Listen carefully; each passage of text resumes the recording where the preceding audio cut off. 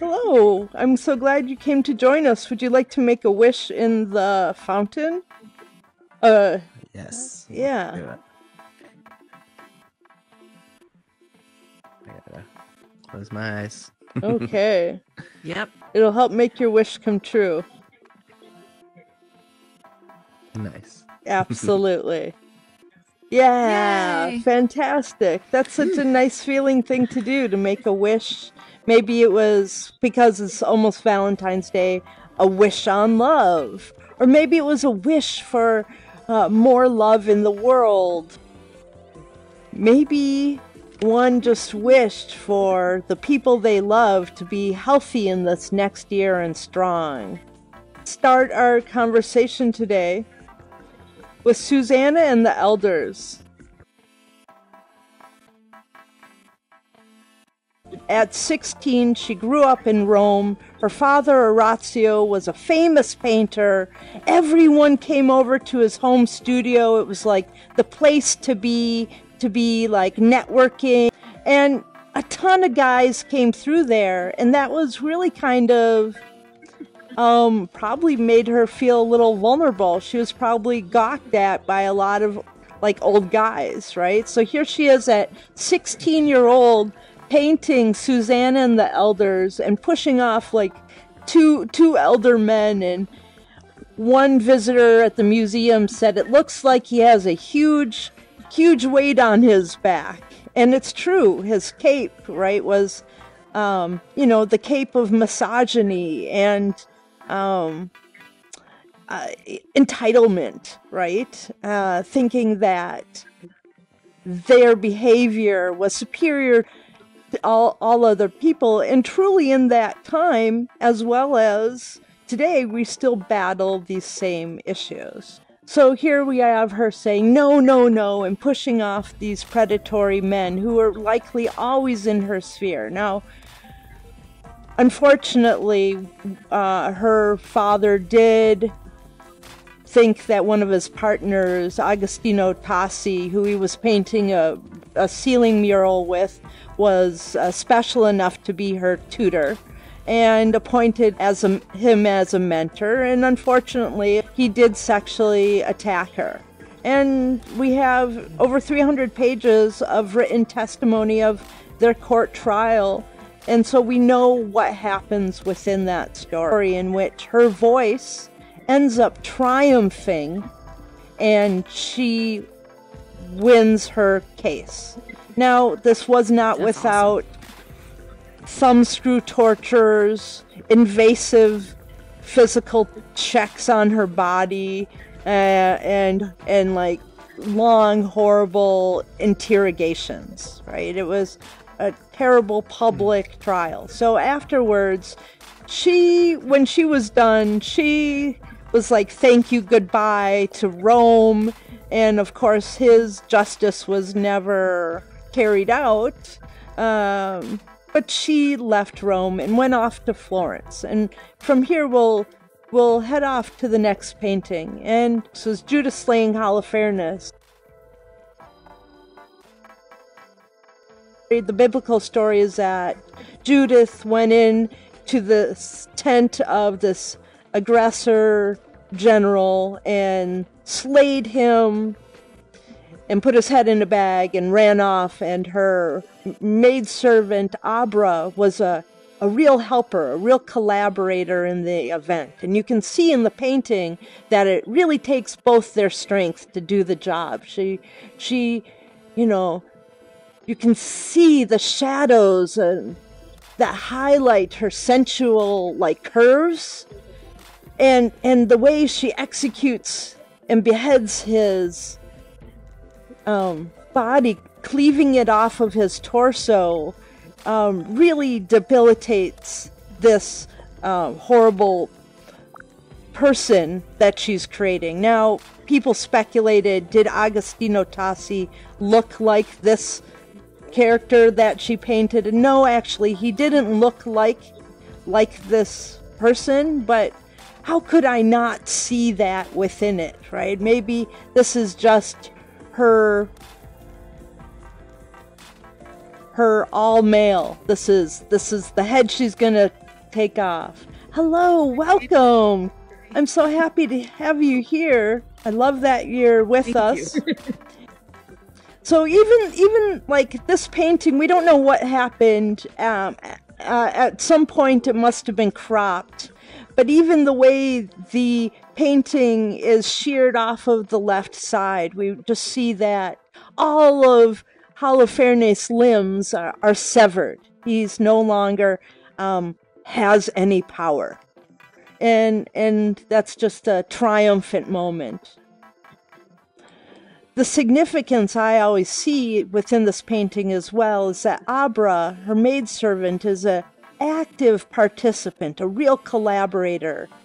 We're able to know this fact from the 300-page court document of her public rape trial, that while Agostino Tassi and another man offended her, she repeatedly, fought back and said, no, no, no. He started his attack with, no more painting.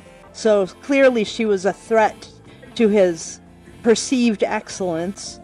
But her maidservant was nearby, and she didn't intervene. Maybe she was afraid too. So this is a culture and a time still like, many people face throughout this world, where it's not safe to say stop or me too. So, but here she's actively able to make this partnership. This painting is called Self-Portrait as St. Catherine of Alexandria. I call it now a Catherine wheel. But during her torture, the wheel broke, and it showed her innocence. Now, Artemisia was tortured while she was interrogated. Her thumbs were put into vices and tightened, and that's very hard for a painter, emotionally and physically, to get over that kind of trauma.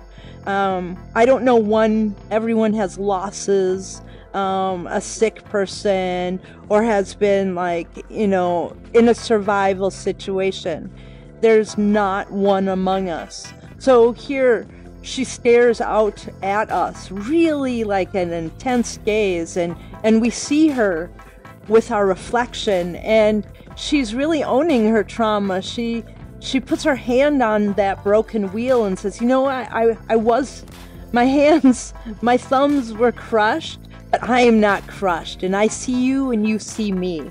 She really allows you to connect with her, and that's part of why this painting also has the opportunity for a group selfie spot. I'll bring over some of the works. Yes, this is her Phoenix Rising painting. The other thing she was an incredible marketer. People back then didn't have Instagram or Facebook, right? So she had a special gift, painting herself in her paintings.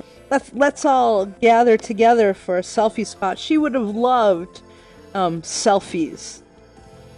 Would you like to hold the wheel? You bet. The crown? Thank you. Oh, that's a beautiful photo. I've got the heart there. 3, 2, 1. Thank you. So awesome.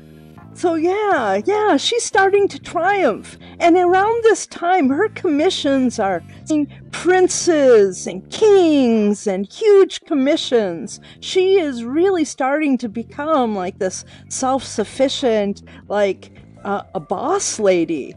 And we're going to really see that over here as well. She's saying two things here. She's saying, buy my painting. And she's also falling in love.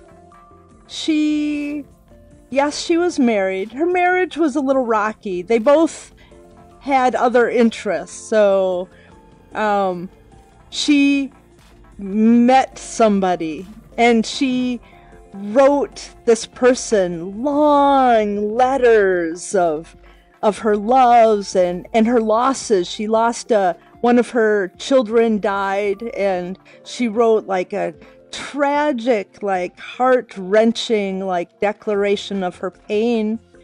Medici accounts of a party that they had where a guest, Artemisia, came dressed as a gypsy and she played her lute. You wear it. Yeah, you can wear it. Yep. Absolutely. Oh, that's nice.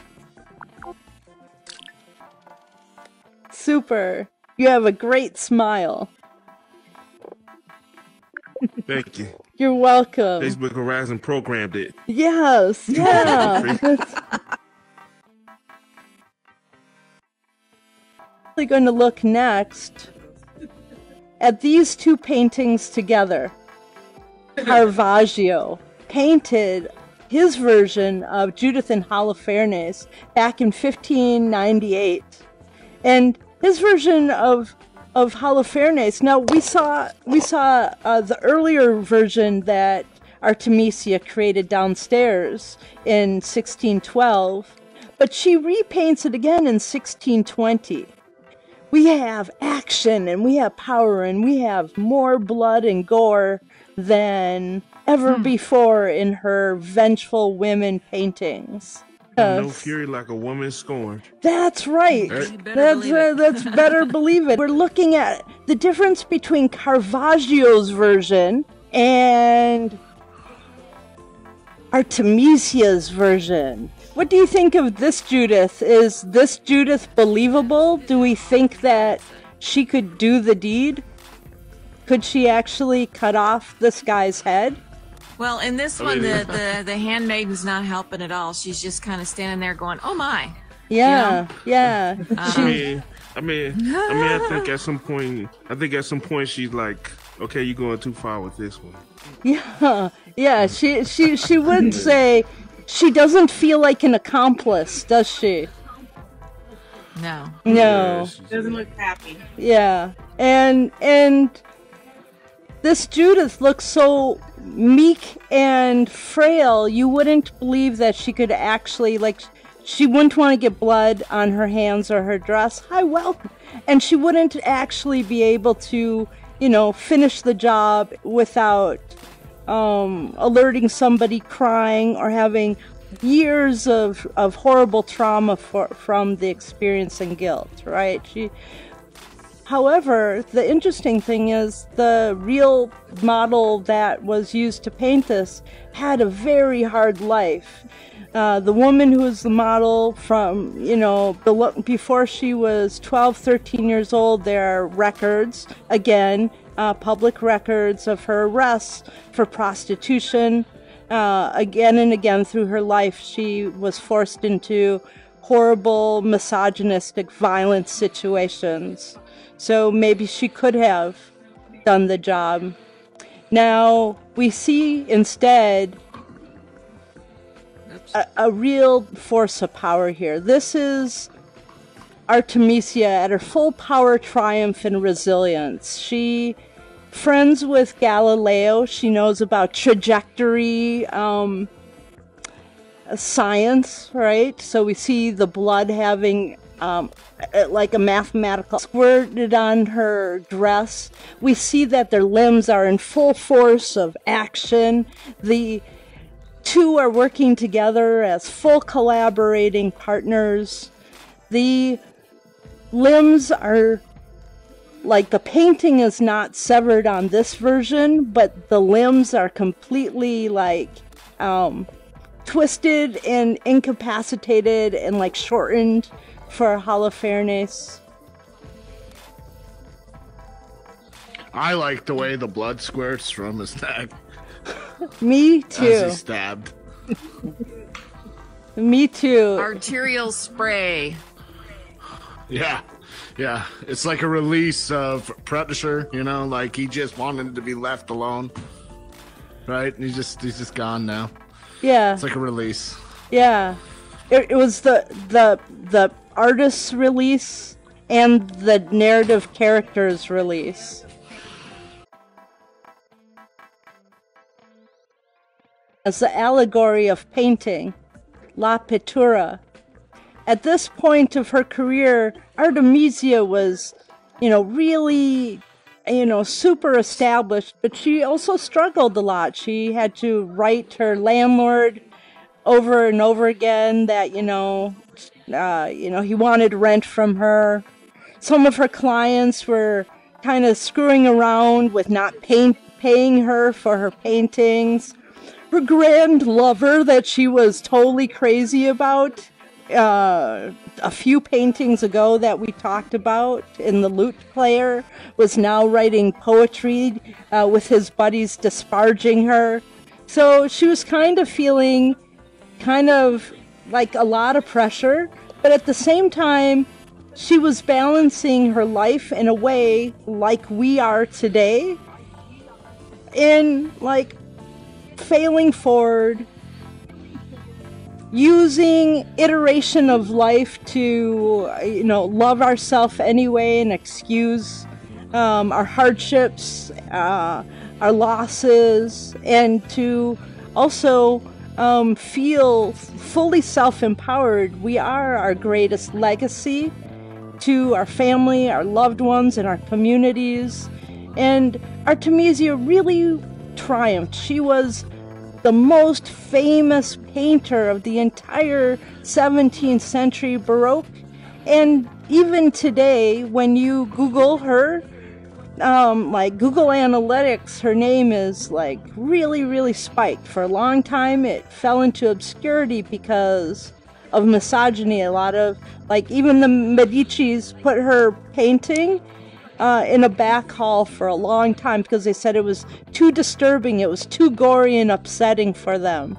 And then, through obscurity and just art history highlighting men painters, it wasn't until the feminist movement in the 1970s where she became really brought to the forefront again. So I celebrate, I'm a survivor of trauma and violence and abuse and public shame and triumph and career struggles and failing forward and triumphs beyond the dreams I ever imagined in my life. Today, I am like La Pittura, and if you feel like La Pittura too, not only are you able to dress up like her and take a selfie together, but you're able to hop into this room and try on a dress, the green dress created by Nava K, and paint with interactive paint brushes like Artemisia and paint your story. Yeah. So... Just like this? Just like that. That's right. Yeah. Yeah, ta-da! Yeah. I'm sorry, I feel ridiculous, but that's pretty good. I love that. Let's see if... It's good to feel a little ridiculous. We're able to look at more paintings and ask what's happening in the painting and why we think so, or we can just start grabbing things and kind of improv battle or act with each other. So, like, somebody's gonna stab me in the throat? Is that how it's gonna work? I got a personal space button that I can press. I'm getting pretty scared here. Yeah. Or battle with a paintbrush. Yeah. There's some more crowns. Elizabeth, would you like a crown? Sure. Yep. There we go. Yeah. Bink, bink, bink. There it is. You're showing your age, dude. Would you like a crown? Yeah. Sure. Oh my God, that's funny. I am the power. Power. Let's come I together was actually for more of a She-Ra girl myself. yeah. Let's get together for a She-Ra and He-Man selfie. Yeah, I was definitely more of a She-Ra girl myself. Yeah.